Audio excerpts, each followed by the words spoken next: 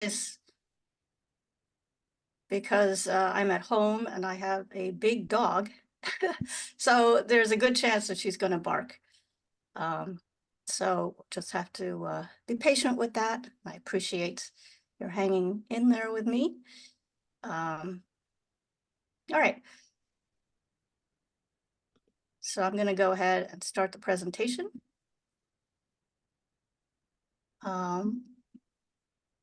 So thank you for taking the time to be good to yourself by creating some space to relax, to get to know yourself a little bit better, for being open to new perspectives about how things exist, and for recognizing that positive change is definitely possible and that it all starts right here with us.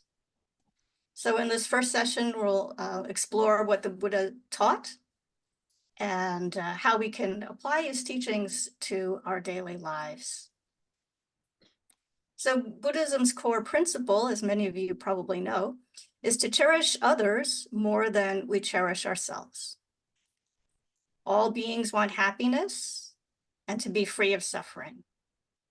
And so in this fundamental way, we're all the same.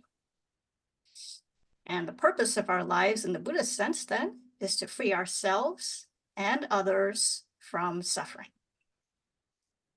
So when we think of the wars that are taking place on every continent around the world today, when we think of climate change, COVID, and so forth, our motivation must be to put an end to this unbearable suffering that we experience, that all living beings are experiencing. This doesn't have to be the case, right? And that means that we don't just move to higher ground and leave everybody else behind. We will not rest easy in the face of others' hardships, and we will do our best to help them.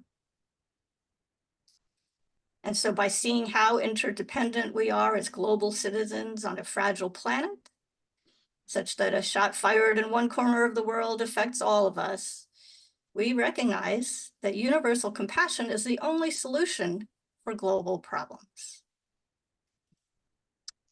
So in this short series of classes, we'll be discussing one way of representing reality, and this is the Buddhist path to enlightenment. And as the Dalai Lama often points out, we each have our own viewpoint, which is shaped by our culture and background. And so as we all know, there isn't a one-size-fits-all spiritual path or religious tradition, right? Instead, the various religions and secular perspectives are developed to meet the needs of different individuals. And so it's important for all of us to learn about them and to respect them equally, even if our perspectives are different, right? So the essence of the Buddha's teachings are presented in the Four Noble Truths. The first is the noble truth of suffering. It opens our eyes to the nature of suffering and its relationship with happiness. And here, suffering can also be known as, like undesired experience. And so that refers to everything, right? From the slightest mental discomfort or dissatisfaction to abject fear and anxiety, as well as physical pain. And we know that the physical pain is usually accompanied by mental distress and vice versa. So having shown us that we have experienced suffering in the past, that we suffer in the present and will suffer in the future, the Buddha taught the many causes of suffering. And what gives rise to suffering? Can we eliminate the causes of suffering, not just temporarily, but forever? So in the third noble truth, the Buddha explained why it is possible to transform our deluded, self-cherishing minds into the enlightened state of universal love. So in the fourth noble truth, the Buddha revealed the path, which is namely the method of conjoining wisdom and compassion that makes this very gradual transformation possible. And so as we go through our sessions, I think you'll notice that the Buddha's way of thinking turns our ordinary worldview completely inside out, bringing to light our innate goodness and our humanity.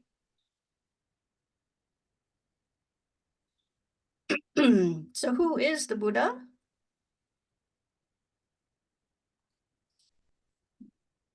So Prince Siddhartha was born miraculously from his mother, the queen in Lumbini, in what is today Western Nepal, about 2,600 years ago.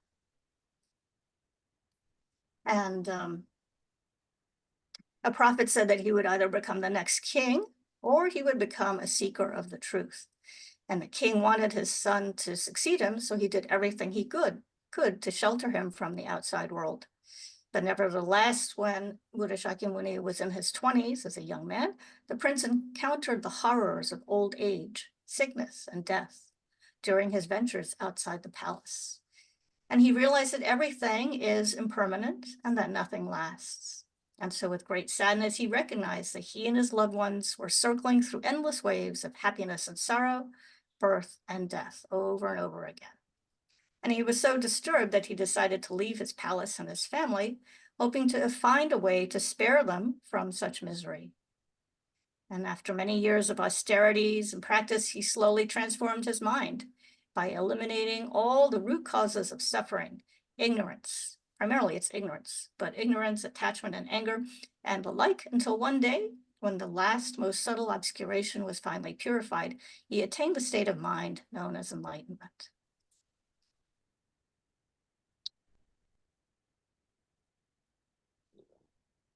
So you can see some parallels between our own lives and the Buddha's life. And so it's worth, reflecting on the fact that the Buddha was indeed a human being just like us. And so we too have this opportunity to free ourselves, to find the path to enlightenment if we choose to.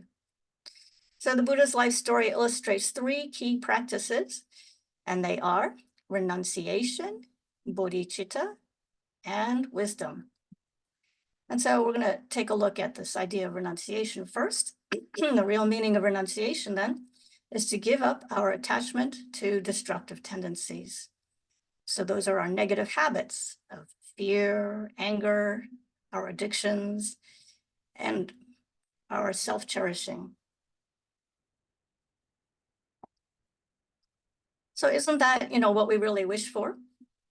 To be happier in the sense of feeling less angry, less stressed, less anxious and fearful? Don't we wish to be more in control of our lives? To be able to grow our optimism and have hope? Don't we want to feel loved and connected to those around us? At the end of the day, I think we all just want to feel that, somehow everything is going to be okay. So renunciation is first, recognizing just how unpleasant it is to be under the power of our negative emotions, right? Our greed or dissatisfaction, they make us restless, and ill at ease, right? We're always distracted, always looking for something better that's around the corner. Jealousy fuels malice and revenge, making friendships next to impossible. Moreover, and this is important, we're prisoners of a faulty perspective that keeps us trapped in the cycle of ups and downs and the tricks that our minds play on us.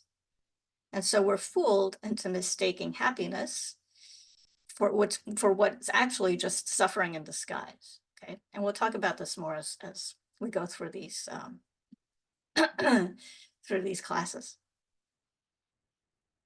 Second, renunciation then is the effort that we make to stop creating the causes of suffering. And so we know, at a basic level, that every cause gives rise to some kind of an effect. So by eliminating the causes, then we will not have unpleasant experiences in the future. So if we don't lie and cheat or steal, right, then we won't have to fear that our past will catch up to us. And the motivation for making the effort to find freedom from suffering is called bodhicitta, the mind of enlightenment. And what is that? It's the burning compassion that fuels our commitment to free ourselves and all fellow living beings from the misery of samsaric existence, right? From this suffering. And so how do we do this? So through a gradual process of meditation, of logical reasoning and analysis, then we generate stainless wisdom. And this, in combination with virtue, gives rise to Buddhahood. And so you might think, well, I'm not really interested in becoming enlightened right now, but I don't even know if I can do it. But the Buddha taught that countless people have indeed attained Buddhahood, and that there are Buddhas in the world all around us now, and that we will eventually all become Buddhas. And this is possible because all living beings innately have Buddha nature, meaning that our true nature is pristine wisdom conjoined with compassion. That's what Buddha nature is, right? And the point that's important to note is that we don't need to create Buddha nature. It's not something that we fabricate or develop, right? Or it's not something that, we look for outside ourselves, because it's already, deep within us. So in order to reveal our Buddha nature, we need to exert ourselves by listening to teachings, studying, meditating. And by doing so, we develop full confidence and faith in the path. We accumulate virtue and all the causes and conditions for our eventual enlightenment. We seek safe direction in the Buddha's teachings. And this is the true meaning of going for refuge.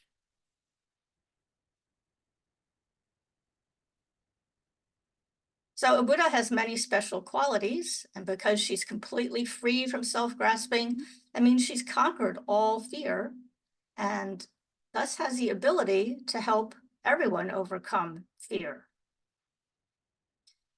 Also, Buddhas have equal compassion for everybody. They don't consider some beings close and others distant.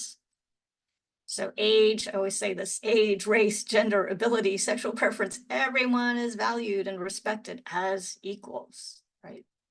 Because from the perspective of Buddha, all of those artificial barriers, all those stereotypes, that conceptuality, all of that, falls by the wayside, right? We're cutting through all of those labels. And so we can't directly see the Buddhas, right? But we definitely can rely on our spiritual teachers, the authentic teachers, the lineage holders who embody the teachings of the Buddha, who are keeping that tradition, alive purely. For example, the Dalai Lama, or so many, great teachers. So anyway, so there are four main concepts, that are held in common by all of the different traditions of Buddhism. And so they're known as the four seals, right? Four key concepts. And these are important to keep in mind. So the first is that all compounded things, or all phenomena, are impermanent. So all phenomena that arise due to causes and conditions, like lamps, tables, and chairs. All compounded things are impermanent. Impermanent meaning that they change from moment to moment. All emotions are painful, are a type of, suffering. All phenomena are empty, meaning they are without inherent existence. And the fourth seal is that nirvana is beyond extremes, okay? All compounded things are impermanent. All emotions are painful. All phenomena are empty, without inherent existence. And the fourth seal is that nirvana is beyond extremes. So we're going to go through each of these concepts throughout this course. So you don't have to, write them down or anything. And so we're going to start with, actually with the second, all emotions are painful, because we've been talking about the nature of suffering. And I think that, it will become clear as we go through these ideas that everything that we ordinarily think actually becomes, turned around, put upon its head, so to speak.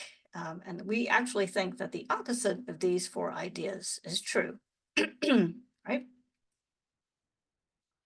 So all emotions are painful. Like you would think, well, that's a bunch of hooey, because I like my happy feelings. I definitely feel happy feelings. So let's just, unpack that a little bit, right? So if we don't want to experience unpleasant experiences, as I said earlier, if you don't want to experience unpleasant experiences, then we need to stop creating their causes. So the Buddhist teachings identify three main causes that result in undesirable experiences. Again, these are ignorance, attachment, and anger. So these three causes, sometimes they're called poisons, right? So these three poisons, where do they exist? They exist within our own minds. And so they're, within us, and when the proper, causes and conditions are encountered, when we find ourselves in circumstances that trigger those emotions and ignorance, then, we react. So Buddha shows us that we're responsible for our thoughts and emotions, and indeed our very experience, right? So whether we have a good day or a bad day, it all depends on our perspective. And so that's a good thing, right? So when we can't, we know we can't change other people's minds. It's extremely difficult to change somebody else's minds, right? But we can definitely change our own. So we are in control of our own emotions, our own thoughts.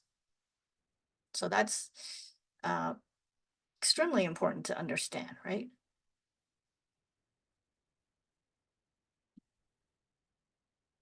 When we think of all the disputes, all the arguments that, we find ourselves in, oftentimes, we're trying to change somebody else's perspective to make them see things from our point of view.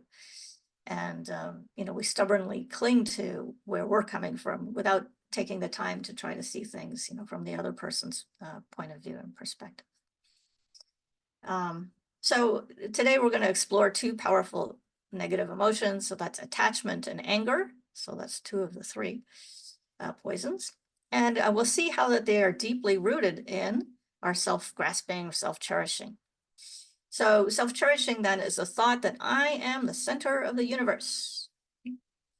And it's closely related to, or it arises from this our sense of innate self-grasping, right? And self-grasping is the thought that I am a permanent, unchanging from moment to moment, that I'm a permanent and independent being, that there's some kind of an I out there that can be pointed to, and that the I that woke up this morning is in some sense exactly the same as the I who is sitting and engaging in this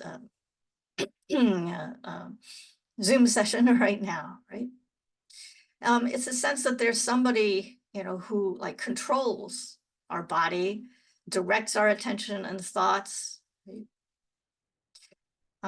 And so self-cherishing then wraps around this mistaken sense of self to protect it, to nurture it, right? It asserts its interests before others, right? And I'm using the third person there, but we assert our interests above those of others, right? So our number one attachment is to ourselves, okay? And we'll go through this in greater detail through these sessions. So the Buddha said, if you wish all happiness, then you need to renounce all attachment. If you renounce attachment, then you'll achieve the supreme happiness. Right? And so all attachment includes attachment to the sense of self, the self-cherishing, right? And so that means that happiness is found, within us, right? It's not out there online, as I always say, right? So Amazon sells over 12 million products, but everybody knows that happiness isn't out there.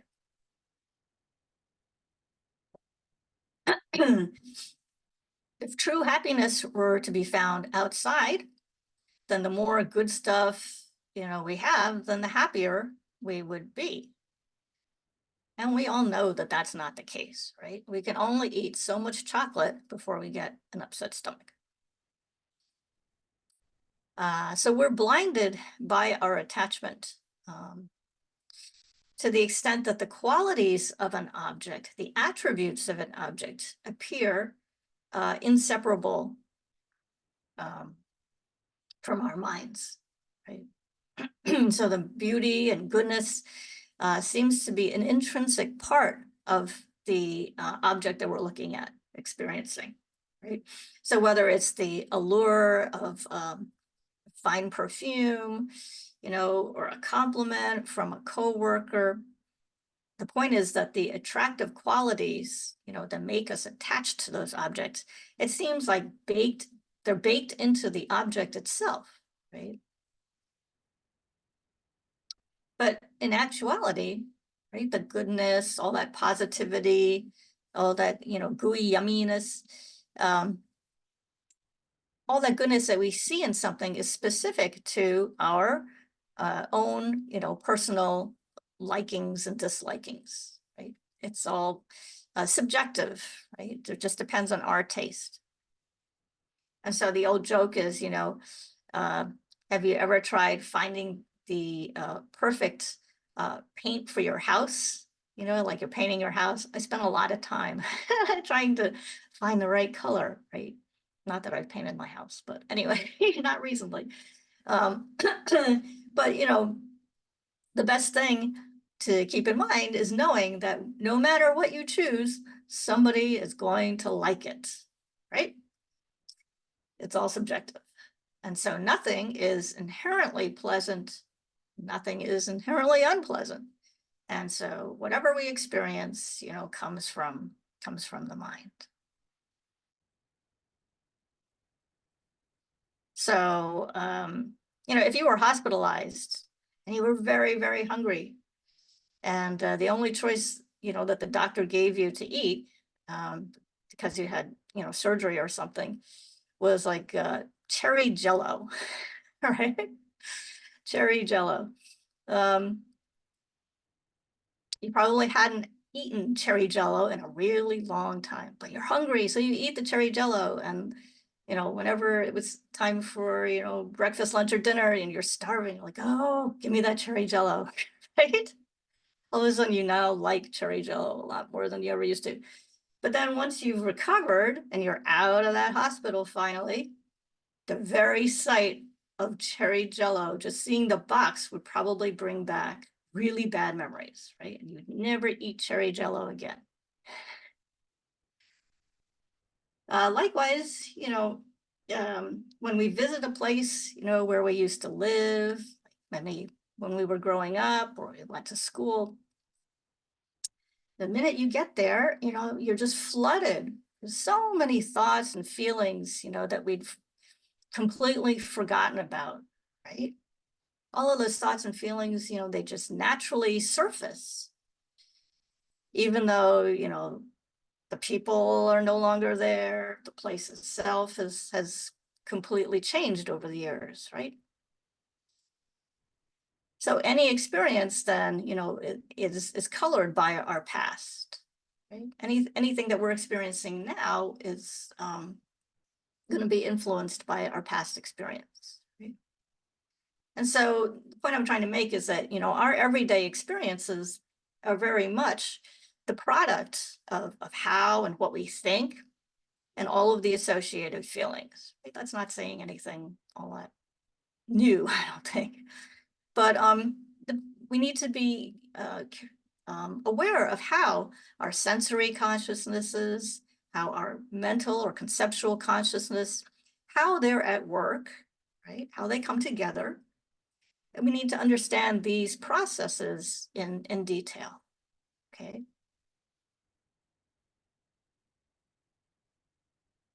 So just a little kind of hopefully humorous thought exercise here to just help us, see how we engage, how to watch how our mind, looks at something and all that mental, the cogs are turning, right? As you try to think through something.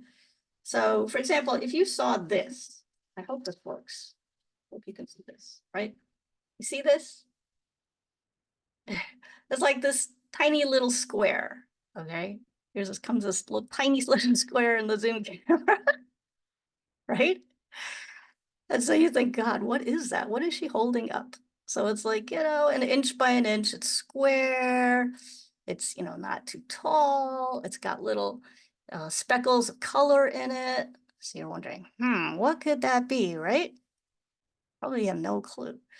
So then if I give you a little context, right? Now I put it in this little paper wrapper. Can you see that? Paper wrapper? What does that look like now? For the context, you think, oh, gee, maybe that's like some kind of candy, right? Because that looks like a candy wrapper. Then if I flip this thing around, hopefully you can see this, it says, Merry Christmas, right? So now you put it all together, right? The mind is churning. You're only basing this on your visual consciousness, right? What you've seen. It'd be easier if you could touch this and smell it, taste it, right? If all of those sense faculties were involved, then you would very quickly know that this is vegan. It's a vegan candy. It's very delicious. It's made with dates and nuts. Okay. So all of these sense consciousnesses and the mental consciousness, all of those kick in to try to figure out what we're experiencing, right?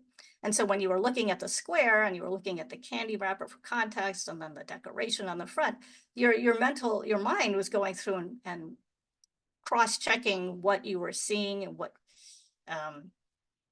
your definitions, your mental images in your mind to say, oh, well, maybe it's this, maybe it's that. But it's more a process of eliminating what it's not. And that's an interesting concept in Buddhism. So when we look at something, you're actually stripping away all of the things that something is not in order to figure out what it is, okay? So by looking at, just to go back to this for 1 second, by looking at this little, square candy thing, you're probably thinking, well, all right, I think she's probably holding, even if you saw that it was a candy, right? Then you would say, well, based on its shape and its size, I know it's not a jelly bean. It's not a Mars bar. It's not a Snickers bar. It's not a piece of gum, right? So you're stripping away all the things that it's not, and then you're saying, wow, that's some kind of weird candy that I have never seen before, right? Okay, so I hope that's helpful. So the Buddha taught that conventional existence, that means like tables, the mice in your house, death and taxes, all of these exist, but not the way they appear to exist. Right? How do they appear to exist? They appear to exist independent of causes and conditions, independent of our interaction with them physically and mentally. They just kind of appear to be like out there doing their own thing, right? So they appear to exist, inherently on their own, as though they have some kind of essential, like defining character, some kind of, almost like an essence that can be found, right? That gives them their inherent existence. But from the perspective of what's known as ultimate analysis, then all phenomena, lack inherent existence. So when you look at something from the perspective of trying to find this inherent existence, right? That inherent existence, will never be found. All right, so let's just go back to the idea of examining the attachment. And what are we attached to? So the Buddha specifies 8 things in particular, and these are known as the 8 worldly dharmas. So what are some of the things that, we like? So happiness arises, when we get lots of what we want, right? And what do we typically want? Well, we want, comfort, a good hot cup of coffee or a good hot cup of tea, whichever you prefer. We want, big piles of cash in the bank. We want to be famous. We want to have a good reputation. We want to be respected. All right, so wealth, fame, reputation, and comfort. And then they're opposites. So we don't want to have a lack of wealth, right? We don't want to be poor. We don't want to be criticized publicly. We don't want to be ignored, right? We want to be famous. We don't want our good reputation tarnished. And then for comfort, we don't want to be, like hungry. We don't want to be overworked. We don't want to be cold. Nobody does. So those are the 8 worldly dharmas. So it's wealth, fame, reputation, and comfort, and then being separated from each of those, causes displeasure, fear, and even anger.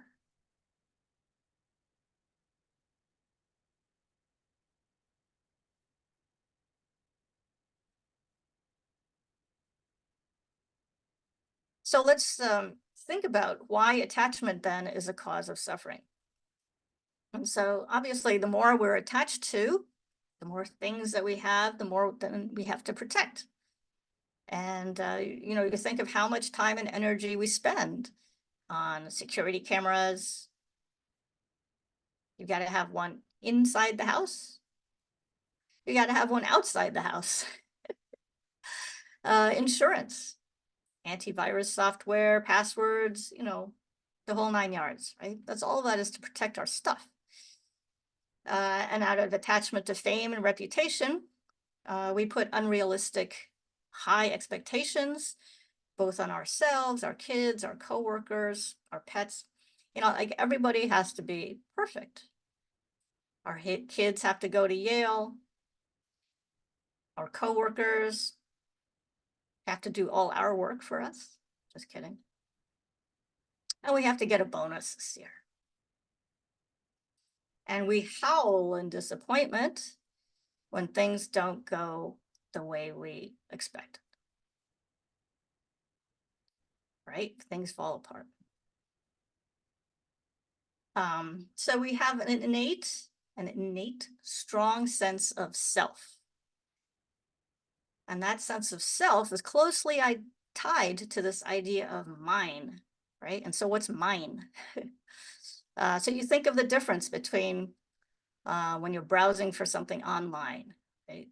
Let's say you're trying to find garbage bags, garbage bags online.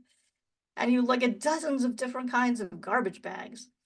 And you finally find the one that you need, and you put it into your shopping cart, right? You got it in the shopping. And once that's, sense of mine is generated, right? You're finally locked into this decision and you want that specific kind of garbage bag and you got it into the shopping cart. And, that energy of like, wow, that's now my garbage bag. That energy of minus, I'm calling it minus, grabs things and pulls them close, right? Now it's my garbage bag. It's not your garbage bag, right? Once you've done that, the energy changes, right? And then you have the big decision of trying to figure out, how long you can wait for the new garbage bags to be delivered, right? Is it worth paying extra for faster delivery? So just another little thought experiment. So let's just take a minute. 30 seconds. Recollect a vivid experience, of obtaining something. You're finally getting something that you wanted, for a really long time. And just look closely at the emotions, at the physical changes in your body that you might experience, and the associated thoughts, and describe them to yourself, right? So just a minute. Recollect a vivid experience when you finally got something that you really wanted.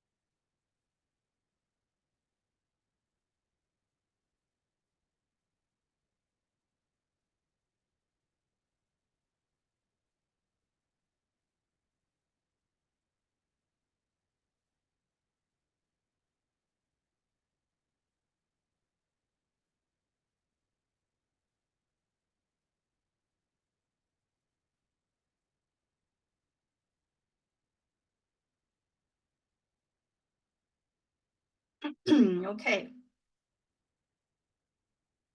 So when you think of that experience, what kind of mind, was that?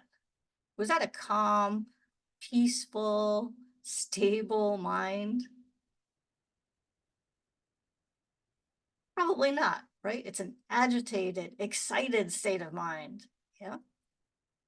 And so, is that really happiness, right? If we're thinking that, our happiness is like a peaceful, open, you know, stable state of mind, right? If that's our definition of happiness, not anxious, not fearful that we're going to lose something that we just got, right? Then getting what we want is not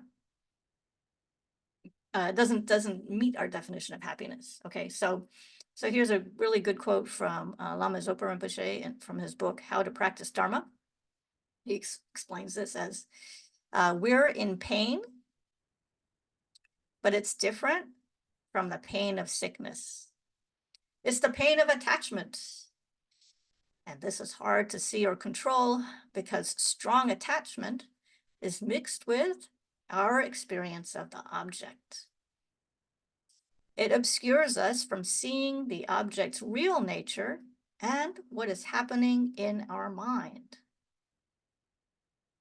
Wrapped as we are in the desire for the object, we're unable to see all that worry, aggression, and unhappiness and fear that we have in this life come from that very desire, which is excessively concerned with the happiness of this life. So, it's like we're blinded by this attachment, blinded by our desire.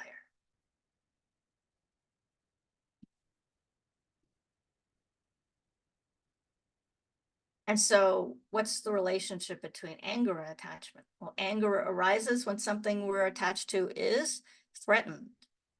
And road rage is a classic example of how we get angry when we feel like we're in danger. And we feel that, our anger seems justified because the sense of, self-grasping is so vivid when another driver is, tailgating us or swerves into our lane. So if we respond out of anger, by like slamming on our brakes or yelling insults out the window, or worse, right? Then our harmful reaction just escalates the situation.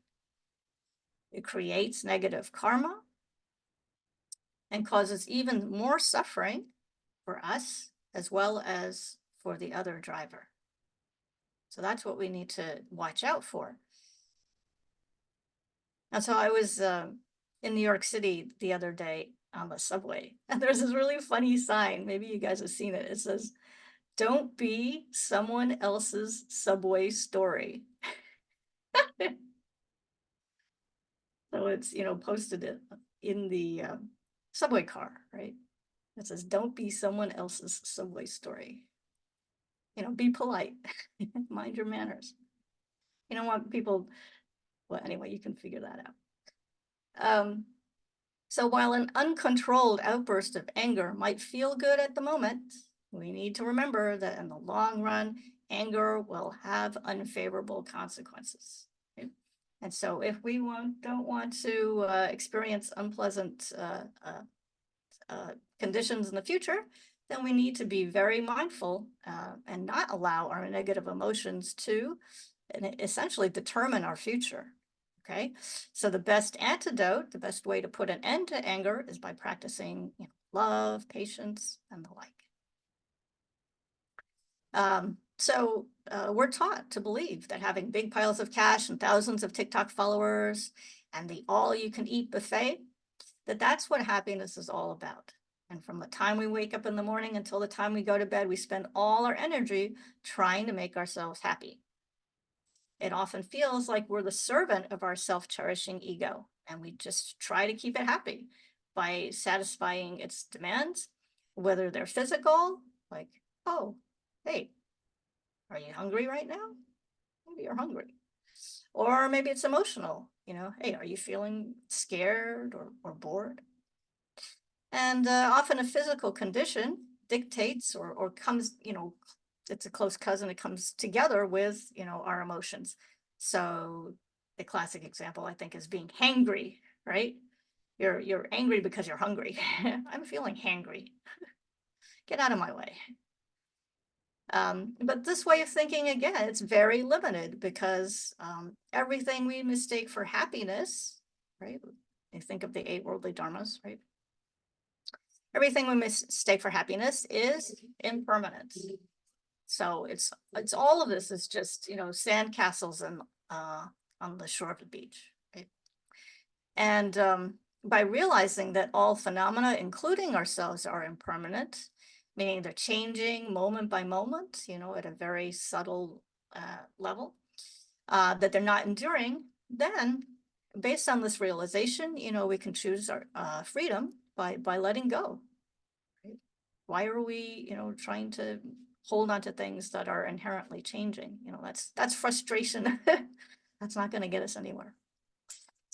And so in order to free ourselves from suffering, we need to cultivate wisdom and to eradicate negative emotions. We resolve not to allow these ignorance-fueled afflictions control our actions. And our main tool for doing this careful work then is meditation. But the challenge is that we must use our own minds, which are obscured and impure, to investigate and cure our own unhealthy minds, right?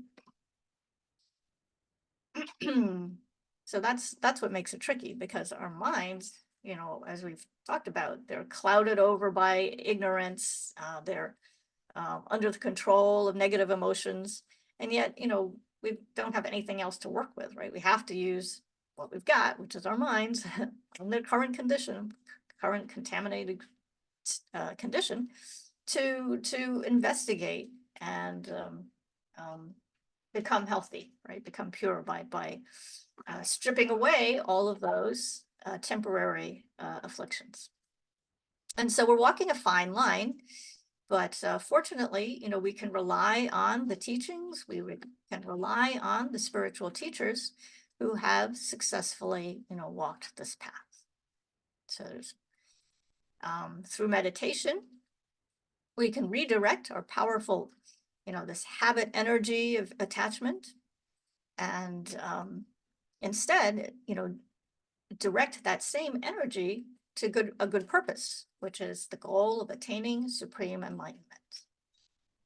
Likewise, we can use the force of anger to burn through laziness and to fuel our practice so that we can continue to help others despite, you know, all of our hardships.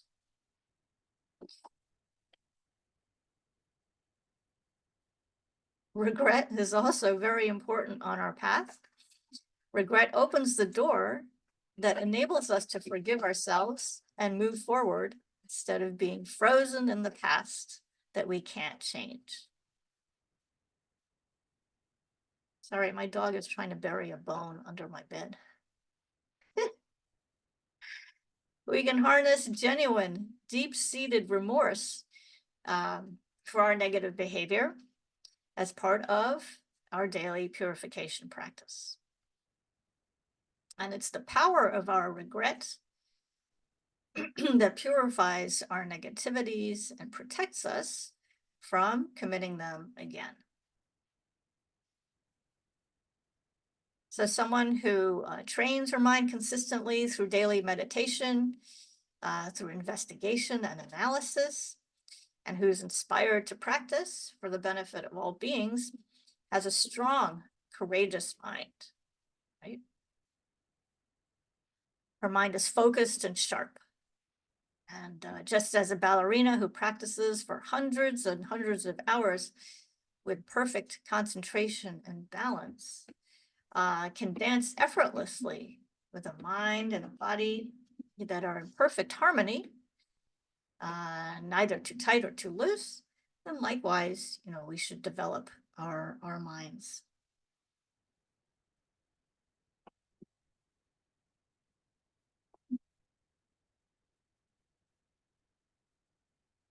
So I thought we could do like maybe 10 minutes of meditation, and then we'll have, you know, plenty of time for questions and answers before we wrap up. And then I've got some writing prompts that I'll share. So, well, before we start the meditation, then do you have any questions? Is anything, you know, unclear? There's no point in meditating if I was unclear about important points.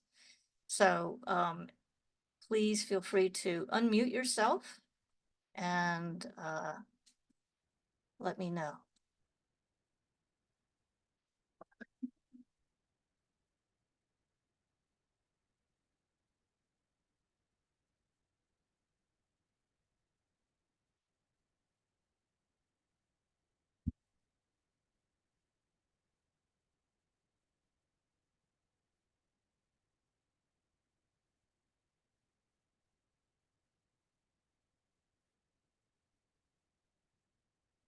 No questions? Okay. All right. Then I guess we will start with the meditation. Can I ask a quick question? Sure. So when you were giving the example of road rage, where does this sense of injustice fit in to the, I understand that, and perhaps I felt threatened, but maybe my road rage is because I've been doing the right thing in the traffic and I'm following the lane I'm supposed to, and somebody goes around and cuts in and does things that are, you know, and threatens the larger group, let's put it that way. So it's a feeling of injustice that brings on my rage, not necessarily that I've been physically threatened. Wrong. Can you just address that for a minute? Yeah, no, that's a good question, and that's one that definitely, you know, comes up. But I think you know, at the end of the day, what we need to think about is how we respond, how we react, you know. And so whether definitely, you know, what the person did, the person's action was incorrect. The person's action was harmful, was threatening.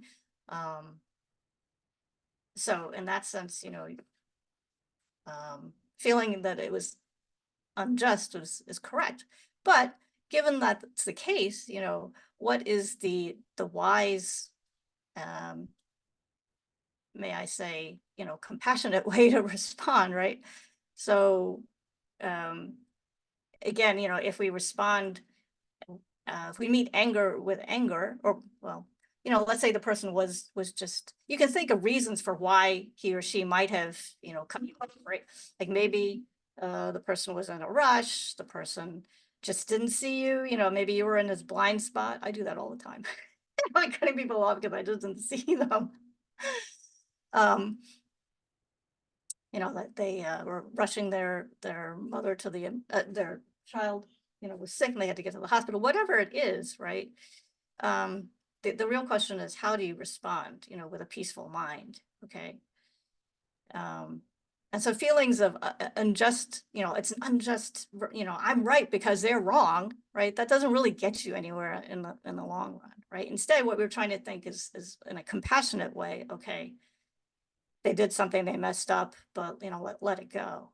And if I'm thinking compassionately about my community, in the sense that if everyone were allowed to do this, and I didn't lay on my horn and say, come on, you don't get to drive in the express lane over 4 lanes because you want to get your pizza, whatever the reason is. It's the idea Right. that my mom used to tell me, which is if everybody did that, Mm-hmm. and so I feel protective of my society, my community, my group. Sure. And that's where the injustice and the forward thinking of, if everybody does this, where are we going to end up? Well, we're going to end up where we are, which is people hang in the left lane without passing and make all of us nuts. Right. So that's when I don't know. I mean, happy to be compassionate and understand there's a fundamental attribution error, and I may not know there. I get that. Right. But in my head, there's still this sense of, but if everybody's allowed to get away with this, and Yeah. Well, you know, and then is that something that you can, you know, change on the spot, right? Like if you honk at them, you try to tell them that they're doing the wrong thing, the chances are, number one, that they knew that they were doing the wrong thing anyway, right? And so they'll probably continue. And then, you know, again, being a little sensitive to that sense of, you know, where is this feeling that I need to protect myself? I need to protect my community, right? Again, it comes back to that sense of self-cherishing. And so we're not saying that, you know, that sense of that the conventional self doesn't exist. You know, certainly we do exist. This is where it gets, you know, tricky. But just being aware that that's, you know, the origin of that response. Okay. Yeah, then that's a good question. Anything else? Can you talk a little bit more about regret and how we can use that to make improvements on the state of mind? So I think regret is, first of all, you know, identifying, recognizing that we did something that, you know, we shouldn't have done. And that in and of itself is often a very, very big step, right? You know, because we're acknowledging our contribution to maybe a difficult, you know, conversation that we had with somebody. And then, you know, thinking, okay, I did maybe unintentionally, you know, harm somebody through my words, through my speech. And then thinking, you know, okay, I regret what I said. I regret not having that presence of mind to control what I said, right? I just blurted something out, you know, mindlessly. I do that all the time, heedlessly. And so you know, hurt somebody's feelings.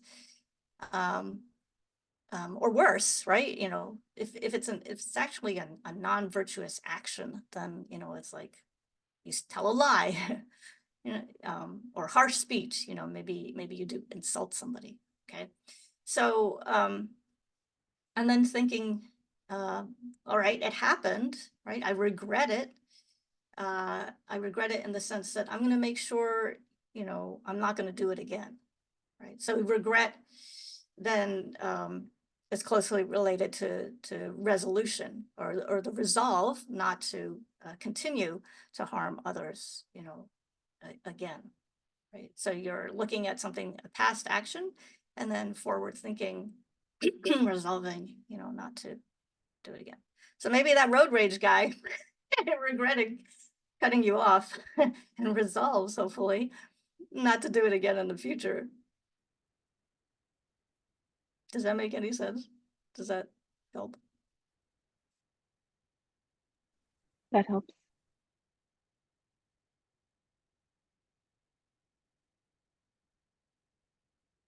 And so it's different from guilt. That's another question that comes up a lot. Feeling guilty. How does guilt relate to, regret? And so guilt is different in its emotional tone, right? Guilt is something that can just doesn't sit well with us at all. It's that kind of, in the pit of your stomach, that kind of dark, queasy, messy, ugly feeling, right? And so guilt, that's a dangerous, emotion that we need to, again, to be mindful of, to recognize where it's coming from, and to try to release, whereas, regret or remorse, I think, has more analysis and logic at play. So it's a little more, you're working with your reasoning to maybe to address that feeling of guilt, to be able to recognize it and let it go. Right.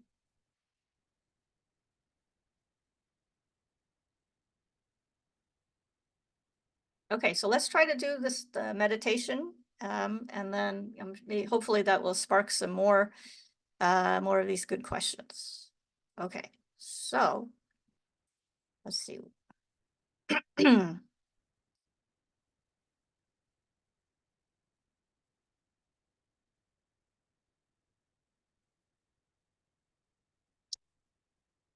So we're going to be looking at, first of all, this idea of self-cherishing.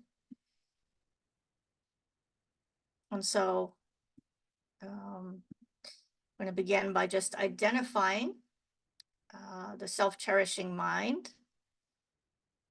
Okay, so I should tell you, because we're going to do this for about 10 minutes, and I have 3 meditation points that we'll be going through. Okay, so that gives you some sense of where we're headed. So the first is just to identify that sense of self-cherishing. And we kind of did this already because we were talking about road rage. But whatever it is, identify, at a physical and emotional level, the sense of self-cherishing, right? Thinking of a specific situation when maybe your pride was hurt, or maybe you felt jealous. You lost something that was highly that you were very attached to, whatever it is. Okay, just feel that sense of self-cherishing.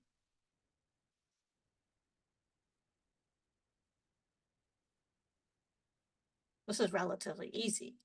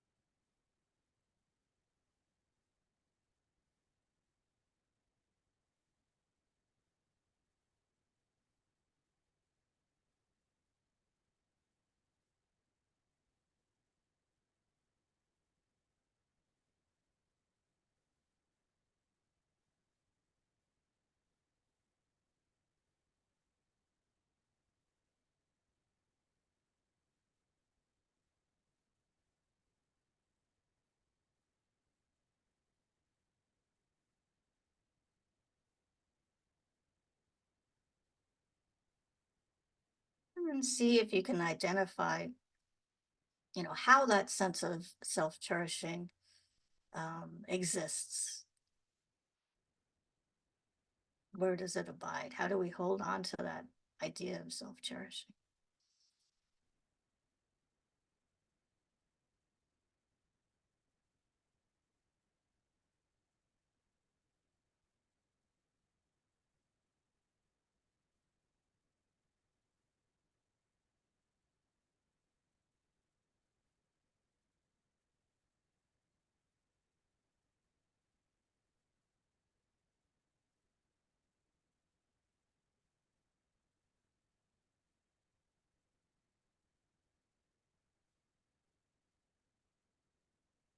And by self-cherishing, I'm referring to that sense of, me, myself, and I'm the center of the universe. That's that sort of egocentric self-grasping.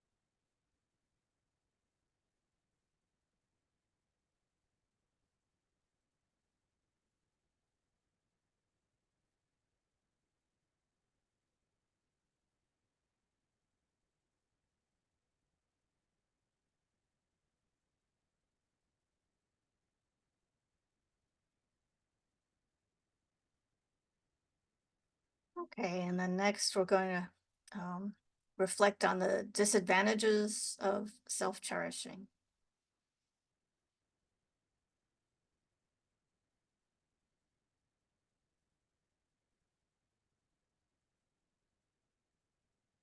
I think of the emotions associated with self-cherishing and the resultant behaviors that stem from self-cherishing.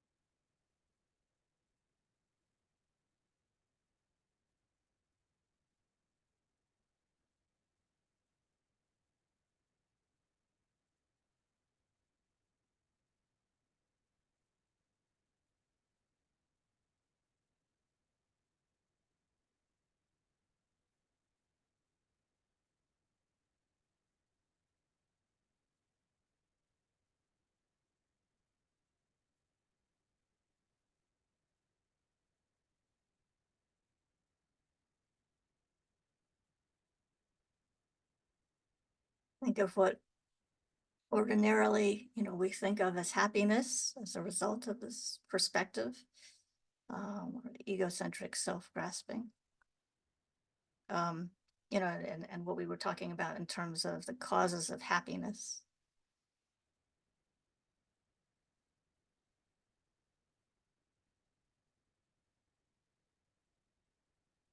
being attached to temporary worldly pleasures that are, impermanent by nature.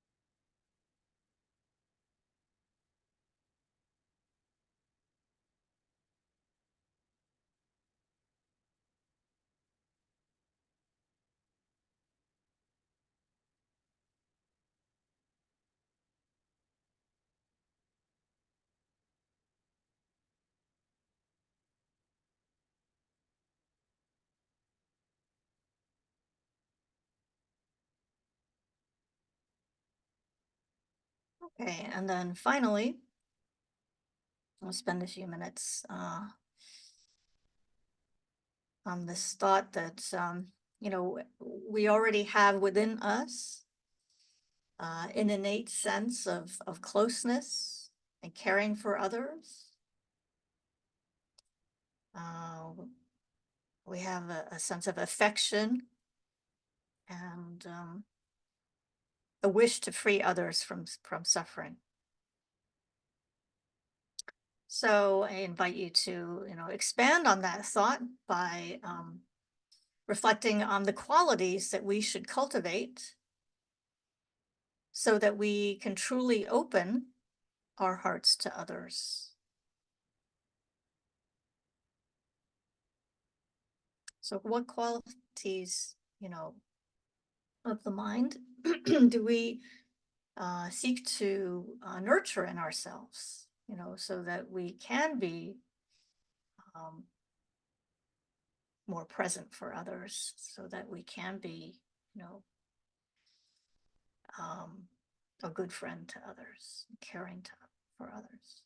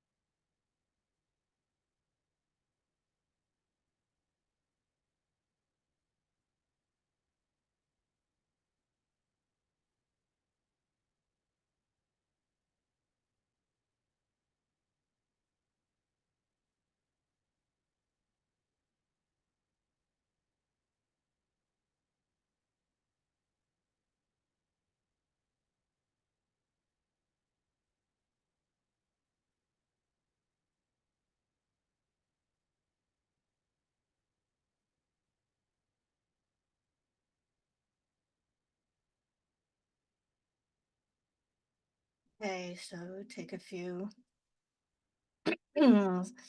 seconds to wrap up your thoughts.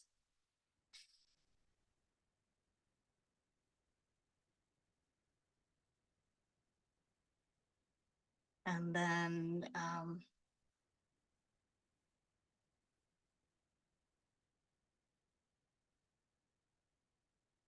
maybe we could do a little discussion on that last point. So I'd be interested in hearing your thoughts on what kinds of qualities or skills, we should cultivate to be able to open our hearts to others.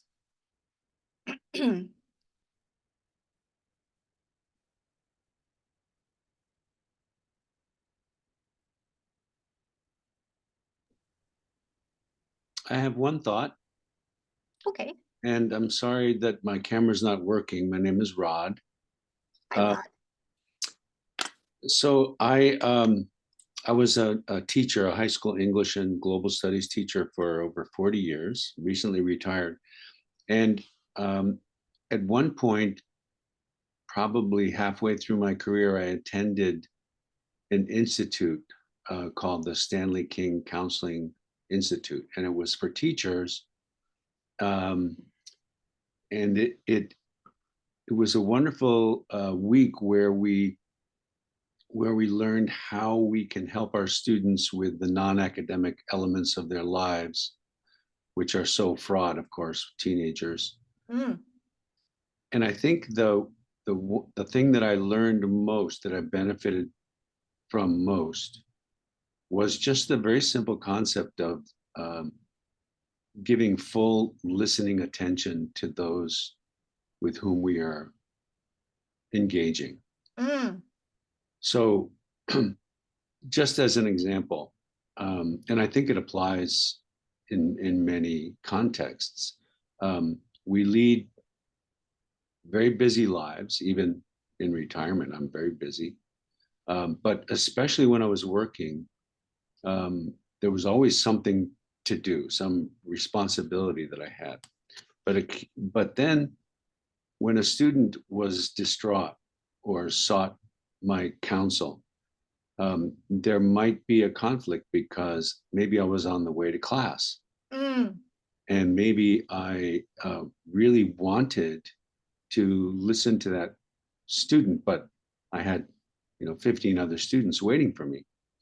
So what we learned was that you can take that moment to tell the student that that you're that you care about them, that you're eager to listen, but that you can't give them your full attention right now because you have a class. But I promise to get back to you when I can engage with you more fully. Mm. And I think it just applies across the board because when you meet new people, I always, how we often meet new people in gatherings, parties, whatever, and certain people, they just really want to tell you all about themselves. And you do your best to listen, but it's hard not to say, wow, this person is really trying to impress me. So what I learned, and I think partly was my upbringing because my parents were very hospitable and generous listeners, is that making a real attempt to ask questions of the people that you meet and sort of meeting them where they are, it just gives you a nice feeling, and it kind of takes you away from your self-cherishing, I think. Mm-hmm. Mm-hmm. Yeah, those are beautiful, beautiful suggestions. Yeah, absolutely. Yeah.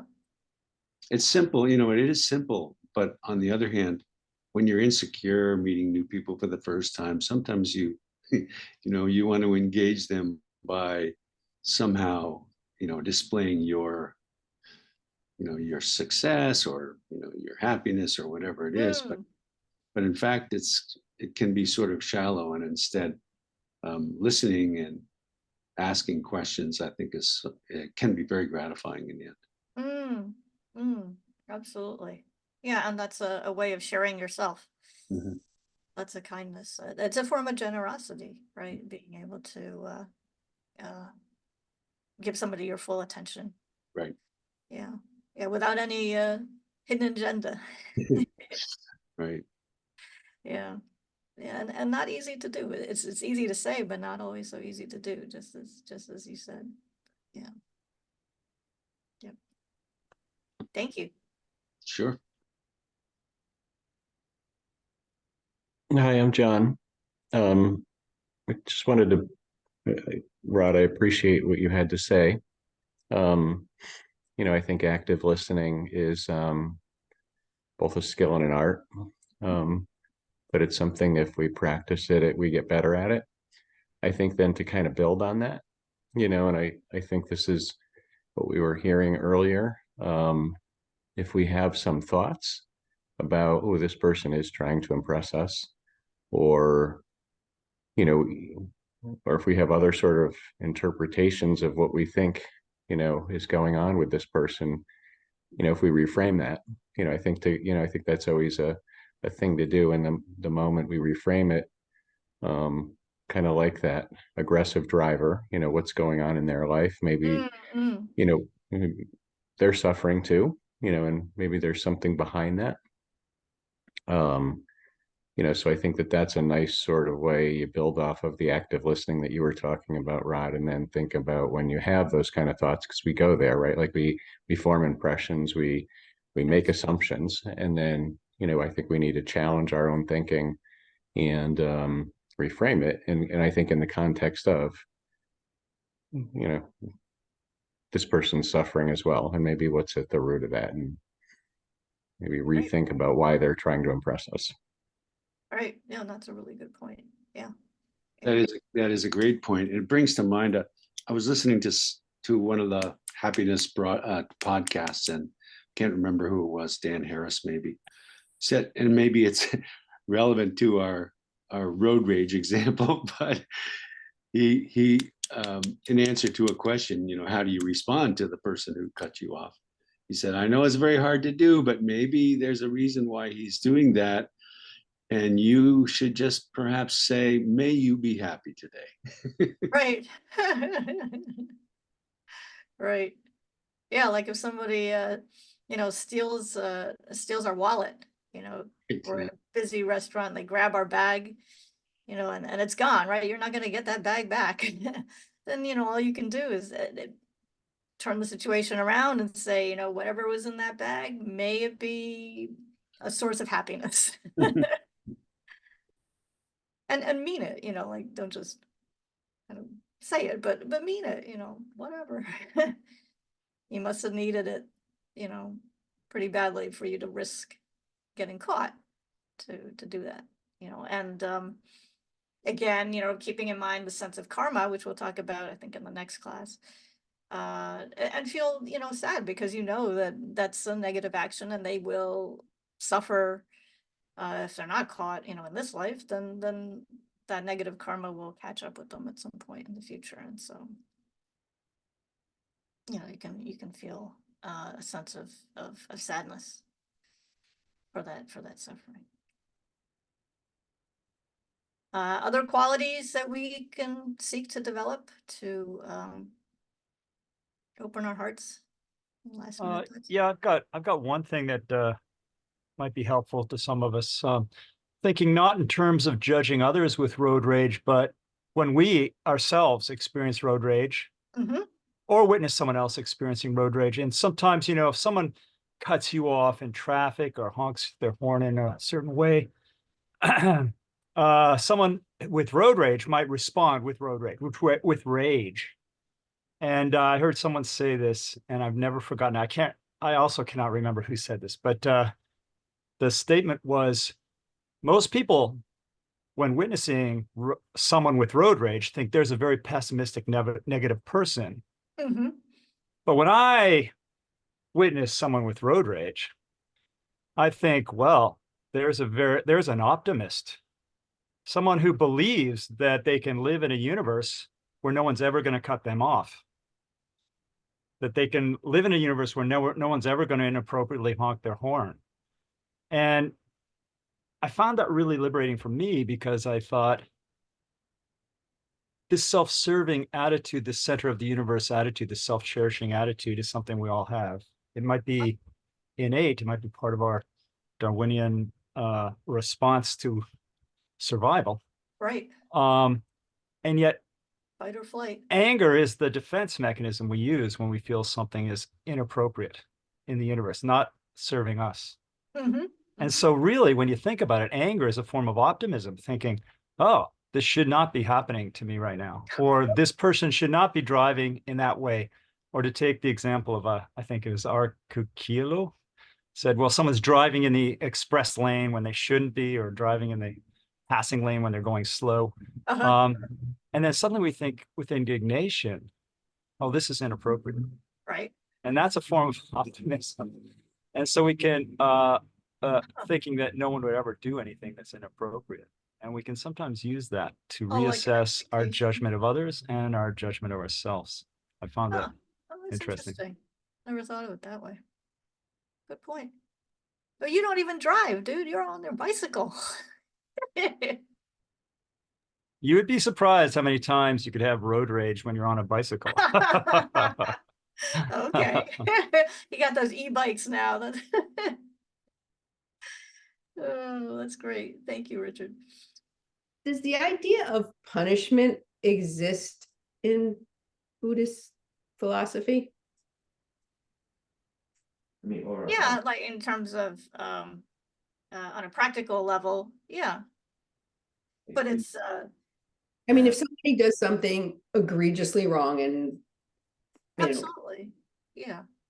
Yeah, no, I mean, in like Nagarjuna's Precious Garland, I think it was. Then, you know, he talks about in his advice to a ruler, you know, to a king way back when in the day, you know, he acknowledges that, you know, somebody who murdered somebody, you know, would have to face the consequences, you know, and maybe have be put in prison, for example, right? But he encourages the ruler to not go overboard, you know, compassionate, reasonable, you know, punishment. Yeah.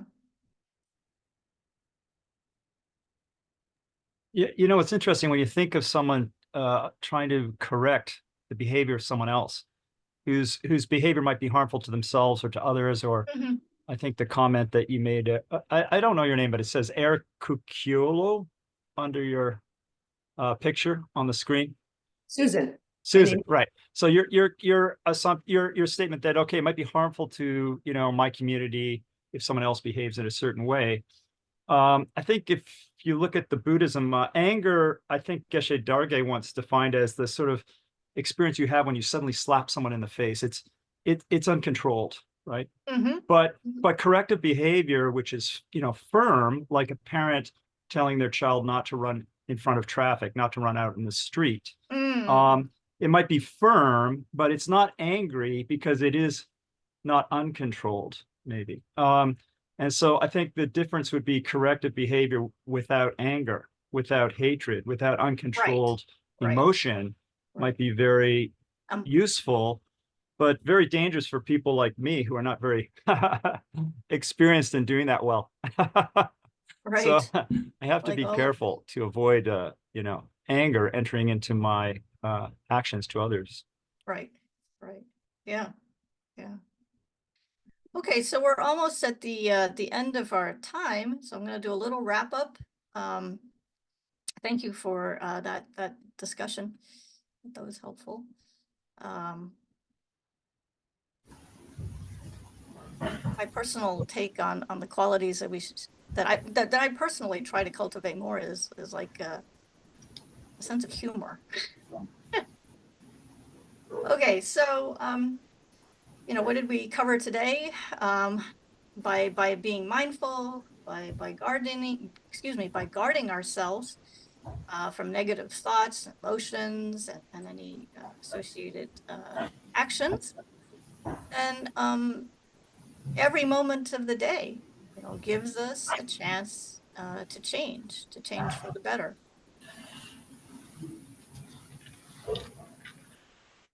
So there's the optimism, right?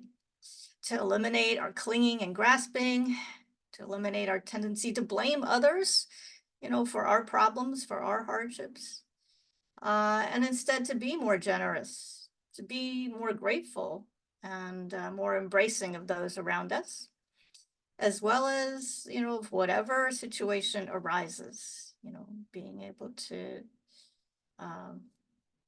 navigate, those difficult situations.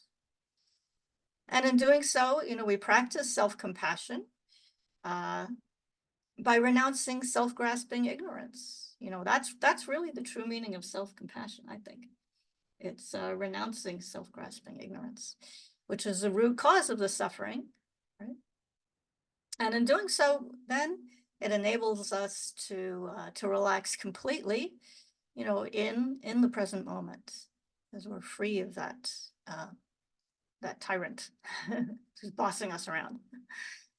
And how do we do this? It's through two main practices that accumulate merit. The first is by setting our motivation to work for the benefit of all living beings. So we can make an effort to give rise to this mind of great compassion. And then secondly, it's by dedicating all the positive energy, all the merit that results from these actions of taking care of ourselves, in a better way, and taking care of others, right? All of that energy, that positive energy is known as merit, right? All of that we can dedicate to stopping harm, wars, famine, illness, climate change, right? We can dedicate all of that positive energy to the lives of our spiritual teachers. May they live long, and may the Buddha's teachings continue to flourish. And so, I think we absolutely can change, our perspective, by letting go of these fixed concepts, these stereotypes, these artificial boundaries, that separate, me from you, and just by relaxing, and having fun, right? And so, another final silly example is, you see this, right? What's this? It's a big giant orange, right? It's a big giant juicy orange. But if I go like this,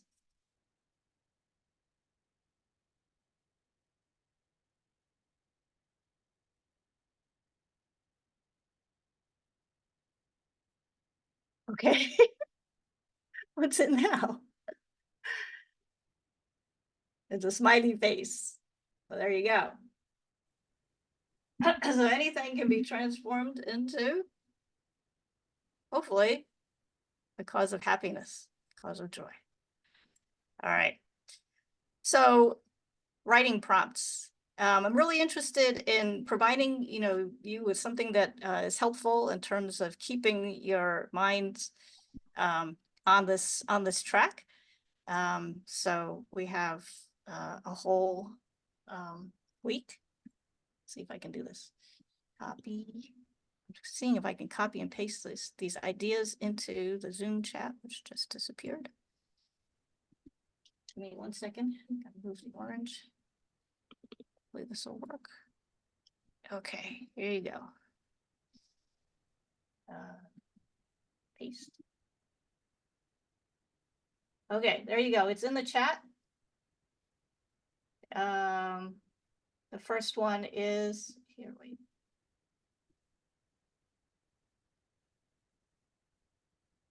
The spiritual path is essential for your life, and why?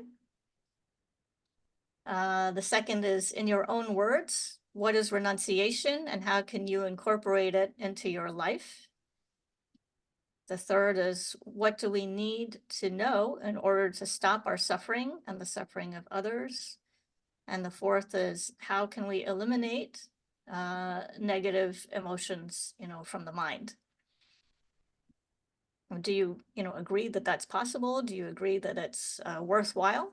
You can also, write about that. And so I will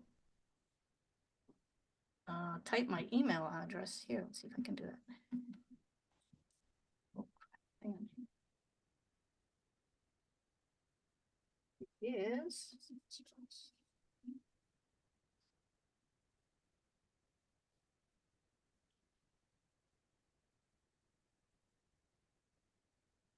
Okay.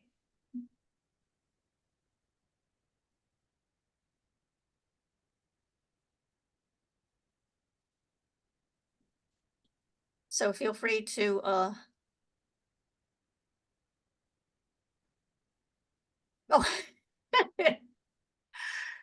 that's funny. Feel free to take a look at those, and if you have anything that you'd like me to take a look at, anything you want to share, feel free to send it to me via email. Okay, and maybe we can go over those in the next class. So thank you very much for coming today, and I hope to see you again, same time, same bad channel next Sunday. All right. Thank you If you have so any much, questions, I'll Anila. hang on for, a few minutes. Otherwise, please feel free to go ahead and have a good rest of the day. Have fun in the snow. Thank you so much. Thank you. Please have Thank long. you. Thank you, Anila. Bye. Bye. Thank you, Anila. Good morning.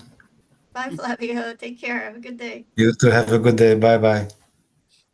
Thanks, Anala.